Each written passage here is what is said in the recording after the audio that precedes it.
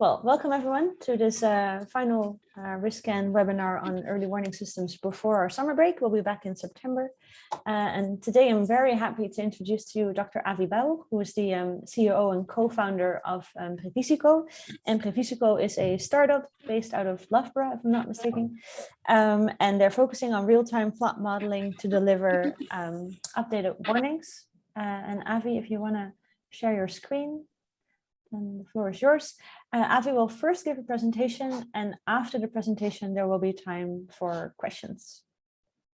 Thank you very much. Can everyone see me and see the screen correctly? Yeah, it works. Fantastic. So yes, as you mentioned, I'm Avi. I'm the co-founder and chief operating officer of Previsico. I'm a former academic at Loughborough University, where I did my PhD in flood risk management and modeling. And I did my PhD with a professor called Professor Yu at the university, who's been leading a team of academics for the last 20 years to develop this new technology for flood forecasting. And about 3.5 years ago, following quite an exciting kind of proof of concept that we did with the Cabinet Office and a research project around it, we decided that it was something that we could spin out the university. So over the last 3.5 years, we've been growing across the UK and globally, and growing our team. So we're now a team of about 25 people based mostly in Loughborough, but in a few different locations. Working with a range of different customers to provide early warning to both government, as well as businesses, insurers, and humanitarian organizations. So the issue we're really addressing head-on is on surface water flooding. Early warning systems have been around for river and coastal flooding for some time now, and we've always had weather warnings, which are really useful for at least indicating the risk of surface water in a certain area or localized flooding in a certain area. The challenge really is that as river warnings have improved, surface water warnings often existent, and despite this, it is the largest flood risk. In the UK, 1 in 5 homes at risk of surface water, and across the US, I think the number is quite similar. It's also evolving rapidly, and the impacts are rising. So with climate change causing more extreme convective rainfall storms, they're often occurring in areas that have never previously been affected by surface water. And so what we're seeing is this becoming the largest flood risk, and certainly one that we really need new tools to address. And what we're also seeing alongside this is a lot more creativity when it comes to building resilience to flooding, and a growing number of tools. For example, the latest one in the UK that I've been kind of following, which is kind of FloodJack, which they have in essence kind of stilts that you can actually pick up and jack up a location, a home.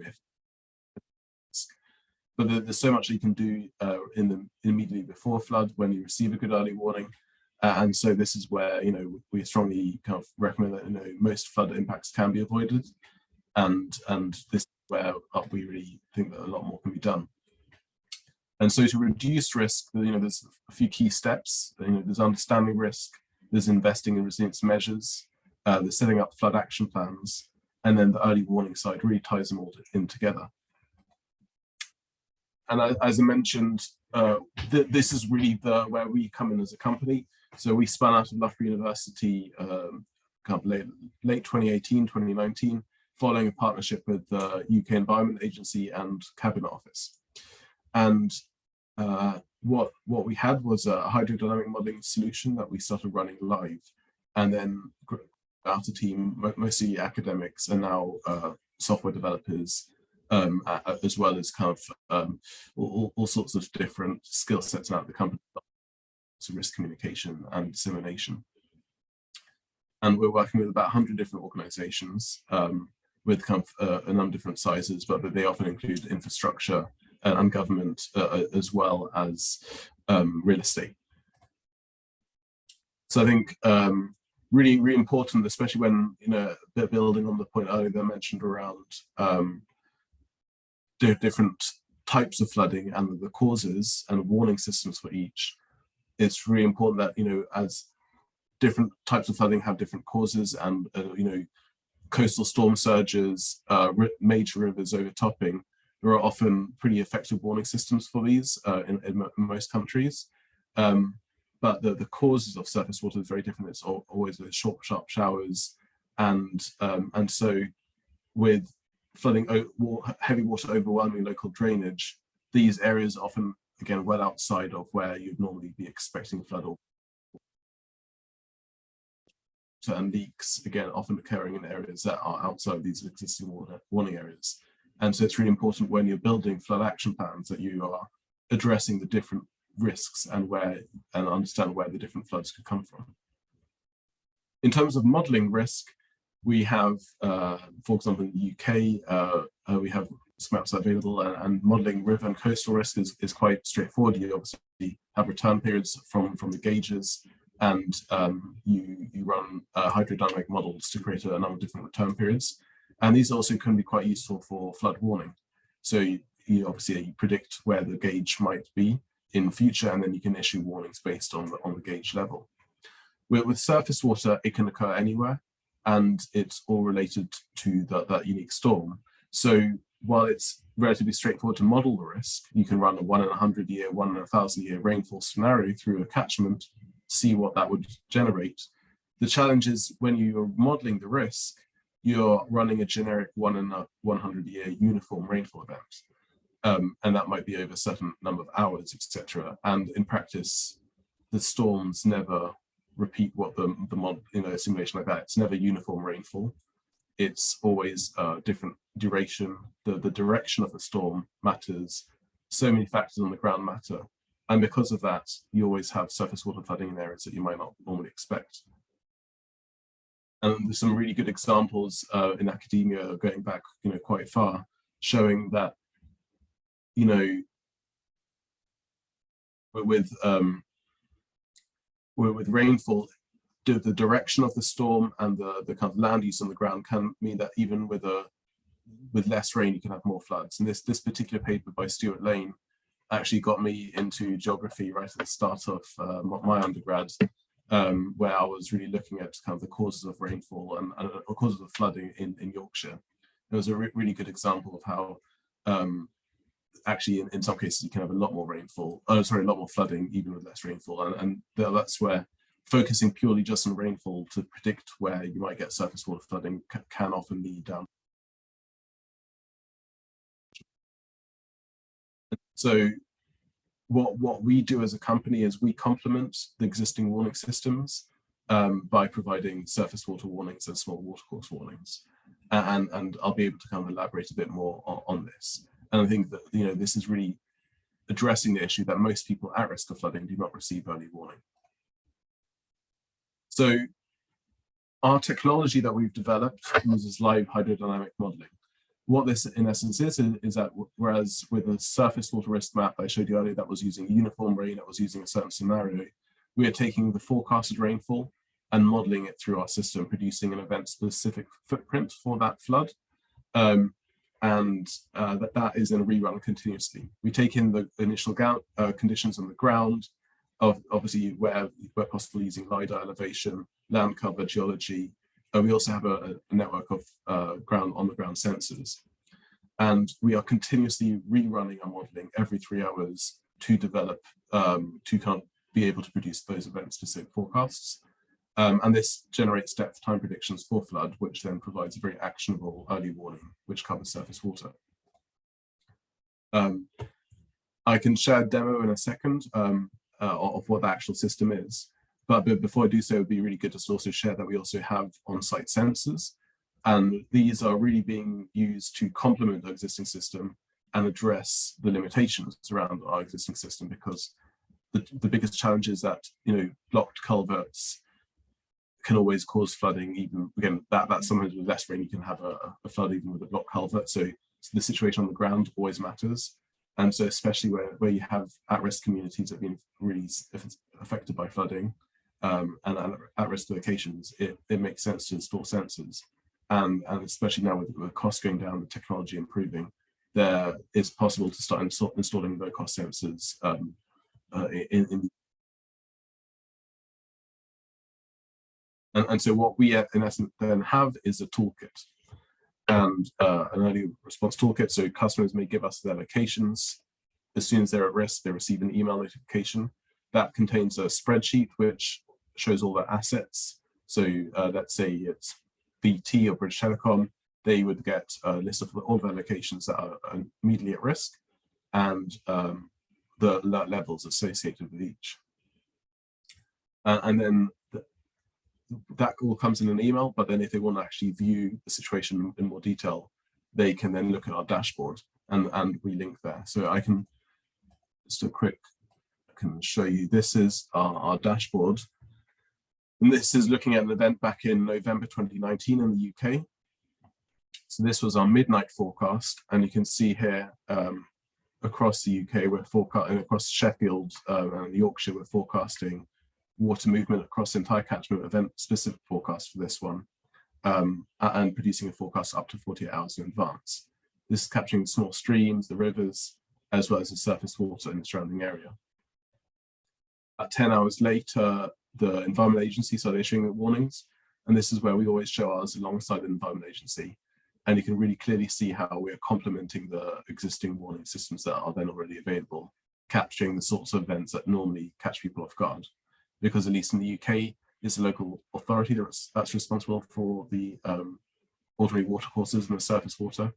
In different, globally, it is responsibility of different regions, but at least globally, as soon as the river becomes ungauged, there's no monitoring for it and there's no early warning for it. And so this is really where we fit into that warning process. Then looking at kind of, let's say, this is kind of using some open data as an example, organization that uses this. So this is 15,000 locations, nurseries and care homes that, across the region. Now, if you then actually look, well, I only want to look at the ones at risk, you straight away see these are the ones at risk. You can then start seeing, all right, this is when we expect the flood to occur. This is the alert, so it's a minor surface water flood forecast. And so you can see from that, and how bad it's expected to be. And then obviously, again, across the whole area, you can just always jump to the right location. And then you can also then browse the whole event. So again, by doing hour by hour forecasts, you can show very slowly how is the event expected to evolve over the course of the day. This is really an event response dashboard, and then just forms part of that toolkit. In terms of kind of use cases, we use the dashboard alongside our early warnings and the sensors, and we've got some, flood action groups that have been able to use this to clear their culvert before it flooded the village back in 2020. And again, so it's being used both by flood action groups within larger corporates like British Telecom. So they've been using it for about 5,000 locations, and it helped reduce their false alarm call out. So they've got very, very large number of assets at risk of flooding that they need to respond to. So this helped them prioritize those locations when there's a storm coming, prioritize the key locations targeted to respond to those unique events that might normally catch them off guard, to help them then set up defenses, move stock, pump water out of key sites. So this is where, as a company, we now work more and more with insurers. Traditionally, there's only been one form of relationship with flood companies and insurers, and it's around risk. We do not provide risk data to insurers. It's really around the real-time flood warning. And so how insurers use our solution is to warn their customers and support their customers before the event occurs. This is happening more and more. So for example, Liberty in the UK provide all of their commercial customers with our warning service to help them respond more proactively to flooding. And we have a few of these relationships now in place where the insurers are really supporting customers be more flood resilient and providing a wider range of risk management services. Because a lot of the time, the cover actually have a certain deductible that doesn't cover the lower level risks. And so providing an early warning helps address those. And this, in my view, is really what insurance should be about. It's not just about paying out when there's an issue. It's also, well, when there's a major issue, it's also about providing that ongoing support to the customer in whatever way they can. And this is certainly where we most of our work is right now. And obviously, when an insurer does that, it reduces the risk of their customers. So it's always a win-win. We've, as mentioned earlier, this is not just available in the UK, so we're live across the UK and we're scaling up in a few different geographies. We've been working in Kisumu in Kenya for some time with the Kenyan Red Cross, where we were forecasting a number of events. We've been there since 2021, sorry, or November 2020. In essence, we've had the Red Cross volunteers using our alerts, looking at what's going on the ground and coordinating event response off the back of them. This is still really much in a still kind of development phase, showing how this can work in practice in a very different context. And the delivery mechanism certainly is different there. So a lot of that is not done by email, but on WhatsApp. So we've got, again, lots of kind of reviews on how this is actually being used on the ground, especially in the insurance. I think they really find it does provide value add to be able to provide risk management services to their customers. And I think at least for this session, I was also keen to share that, there's early warning pre-event. There's always a higher risk associated with that. So we're also kind of developing near real-time satellite mapping using SAR imagery, as well as accessibility mapping using kind of networks. Another number of different projects on the go. And again, once you're able to provide early warning for flood, there's quite a few really exciting different tools you can use to tailor to people's needs. So I'm definitely not going to take the whole hour because I think this is my last slide. So in essence, I think there's a few different applications, and what we've seen is we work with a real range of different organizations, and the applications are different. The actions that people take, their flood action plans really vary. So again, having a housing association, for example, it's really about supporting vulnerable communities and tenants. The real estate companies we work with are the same. With insurers, it also trying to offer support pre-event, but then working with the likes of BT and other utilities, it's really about protecting those stocks and assets, integrating into existing flood action plans, and packaging out for those different use cases in the right way, and ultimately reducing the loss. Government obviously then, and especially in Kenya, one of the big applications was the opportunity to warn communities of clear drains and reduce disruption. And I include improve climate resilience at the end, because I think it's really important that the reason I think a growing number of organizations are working with us is to improve their climate resilience, because they know that flash floods are increasing, they're going to be affecting them more and more. And so improving their flood action plans and having better tools to rapidly respond to flood will help them in building their climate resilience. So I appreciate this hasn't been a full hour, but I think hopefully everyone else will at least have a bit more time today. And I'm really happy to answer any questions. Maybe that might take the full hour with the questions. Yeah, really happy to answer any questions. Great, thanks, Avi. That was very interesting. We do have some questions already submitted to the chat, so I'm not sure, Miriam, if you want to unmute and ask the question, or if you prefer me to read your question from the chat. Hi, no, I can ask the question. I was actually typing in the chat in terms of whether it's possible to do this in developing countries, just as you then onto the slide about Kenya. So yeah, my question's around the input data that's required for this sort of modeling and being able to provide that sort of early warning information, and what are the challenges or differences that you needed to make potentially for the Kenya case? Yeah. So are you familiar with, well, I guess some people on the call might not be, so with hydrodynamic modeling, of course you need elevation data, land cover, geology, and rainfall. All of that is available globally, but again, with the globally available free data, it has been used for flood risk mapping, and it has been used in a range of different contexts. The uncertainty is quite high. In that Kenya project, we were fortunate enough to win a grant from the UK government to get it kicked off. And we used that to buy LiDAR on the ground. So LiDAR obviously being very high quality, high resolution elevation. So at least with elevation, the quality of that data was the same as it is in the UK. So that was fantastic. So that really helped address that particular challenge. The next one is on rainfall. Rainfall forecast is obviously a lot more uncertain in the tropics, and that's again both developing and developed countries often will have the same problem.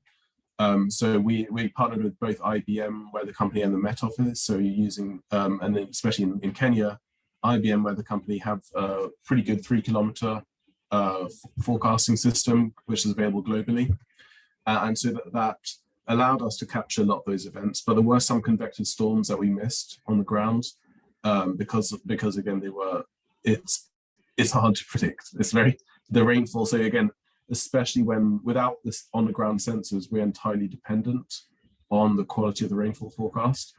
And so at least in Kenya, I'd say we had some success, but I don't think, and this is why I've still classed that as research and development. I wouldn't say in the UK it's an operational system that we're charging for. In Kenya, I think we're still working with them to see how we can tailor that. The other thing I certainly noticed in Kenya, which was the classic email alerting solution, wasn't the best approach there. The WhatsApp group was the best approach. Of lessons from that, I'd say. No, that's great. And just kind of a slight follow-up question in terms of dealing with kind of rapid changing environment, informal settlements, and kind of issues around waste and sanitation potentially in some of the areas in Kisumu. Did you experience some of that? Is that some of the challenges that you're still working through in terms of how to deal with that? That really comes down to the impact forecasting. So obviously we're forecasting the hazard, the depth and the duration of that flood and the timing of that flood. The settlements obviously will increase uncertainty. Yes, while we have data on them, it's always going to be inaccurate or at least not fully up to date. So there is a lot of uncertainty around the depth and duration forecast of that flood. But to be honest, the uncertainty associated with the rainfall is far higher than the settlement impact. So in essence, what we're doing right now is forecasting the hazard. The impact is something that we're not doing, which I think that's really the next step to make it more actionable. And that's certainly where we need to move to. So I think it's a good question, and it's certainly once we're better addressing that question, we'll have a better solution there. Fair enough, thank you. Great, thanks for that question, Mariana. I see 2 more questions in the chat, but I also see a hand raised by Kai Shelton. So Kai Shelton, I'll get to you first, and then I'll get to the questions in the chat. Thanks very much, and thanks for the presentation as well, Avi. It's really interesting to see. I kind of have a couple of questions, different tacks, just building on some of the stuff that you said. You answered one of my questions about the actual rainfall modelling that's going into your forecast data that's going into your flood modelling. But I was just wondering, just in terms of the actual kind of flood footprints and flood depths that are coming out of your modelling, I was wondering if you could point me in the direction of any resources or any work that's been done in terms of kind of validating these, particularly in the kind of UK scope. I was just wondering kind of, how well it does in terms of actually reproducing observed flood depths and extents and things like that. That's one question, and then I'll ask my second question, and then I'll mute myself again. But my second question just was on the remote sensing, which I was just wondering whether the work that you were doing was in terms of just deriving separate flood outlines from satellite data, or you were working to kind of merge it together with the flood footprints from the modelling. They're my questions. Thanks very much. Good question. I need to just try and remember them all. I was trying to remember. I'll try and go backwards. So on the satellite, I'd say there's a lot of options and a lot of opportunity with it. I'd say we're still working on exactly some of those applications, and that's why I can't put it under development at the end, because I think there's a lot of exciting opportunities for it, but you need to just make sure that you're actually tailoring it to who needs it. I think that the other one you asked, sorry, I forgot it, flew over my head. It was a good question though. It was in terms of validating the footprints, particularly in the UK context. So we have a lot, you know, as you know, there's all sorts of different weird and wonderful data sets on surface water. It's not always the easiest data to gather compared to, for example, river systems. So there's a lot of uncertainty there around, and the data can be a bit more sparse. So my PhD was actually in crowdsourcing. And so what we have a background in getting those weird and wonderful data sets and using them to assess the performance. And it's something that I think you just need to keep on doing. We also get some customer data and feedback around what's actually going on the ground. But I think getting good data on surface water is a challenge for everyone involved in surface water. So yeah, we've got some. I can definitely agree with it. Yeah, so we've got some, but I'd certainly say I'm not necessarily thrilled with the level that is available. I wish there was more. Cool, thank you very much. Thanks for that question. Then there's 2 questions in the chat. Su Tang, if you're here, you can also unmute, and otherwise I'm happy to read your question out loud. I'll read your question. And the question is, did you also deploy on-site sensor in Kenya? No, I would like to. It would have helped, but maybe that could be a stage 2. It was a relatively short duration grant, and we kept it. It was also mid-COVID. We've kept the service running since then, so it's still running now, but it was all done remotely. And I think that was actually one of the big learnings I'd say from that was firstly how to run a project like this completely remotely, because normally what you do is you'd have several on-site visits, training workshops. All the training was done online via WhatsApp and via the accounts, different groups. It kind of worked. There were obviously some gaps and some issues, but I think that was probably one of the biggest learnings from that project, to be honest. But if anyone wants to help us get sensors out into Kenya, get in touch. Well, hopefully I already heard you. And then there's one other question, other Kai, if you want to unmute. I see you're unmuting, so you can ask your question. Hey, Kai. Wait, we can't hear you. We can't hear you. No, still not. Shall I read your question? Just nod or shake your head. Okay, I'll read your question. Kai is asking, hi, Avi, thanks for the nice overview and interesting overview of your tools. Question 1, can you share some details about your on-site sensors, how they work, etc.? And then question 2 is, do you assimilate the observed information in your flood modeling? Yeah, so they are connected depth sensors. So they measure the water kind of continuously. We install them above the sensors that you saw from the photo. They're battery powered ATEX rated, so they can both go in drains and above ground.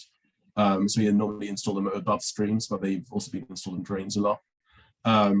Then they send continuous data packets that then show the water level. We define the threshold, and customers get alerted when a threshold is breached. So battery lasts good 5 to 7 years, so that's, you know, it's really effective. And the other question was the other question is, do you assimilate the observed information in your flood modeling? So it really goes hand in hand with our technology, and there's a lot of there's some, and there could be more, and we're working on getting the most out of sensors there. I see Kai typing, so but thanks for that answer. I don't think there are other questions left. I'm just looking around if there's any other questions.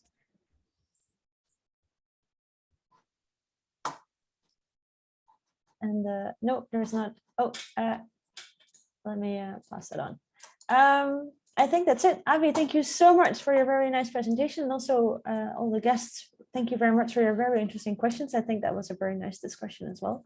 So Thanks, everyone. Just a reminder, we're off for the summer. We'll be back in September with Trevor Girard from RiskLayer, but we'll be in touch over social media and the RiskKAN mailing list with the details of our next webinar. And for now, if you're going to ETU, hope to see you there. And otherwise, I'll see you in September. Happy summer. Thanks, Avi. Thanks again. Thank you. Bye. Bye. Thank you. Bye.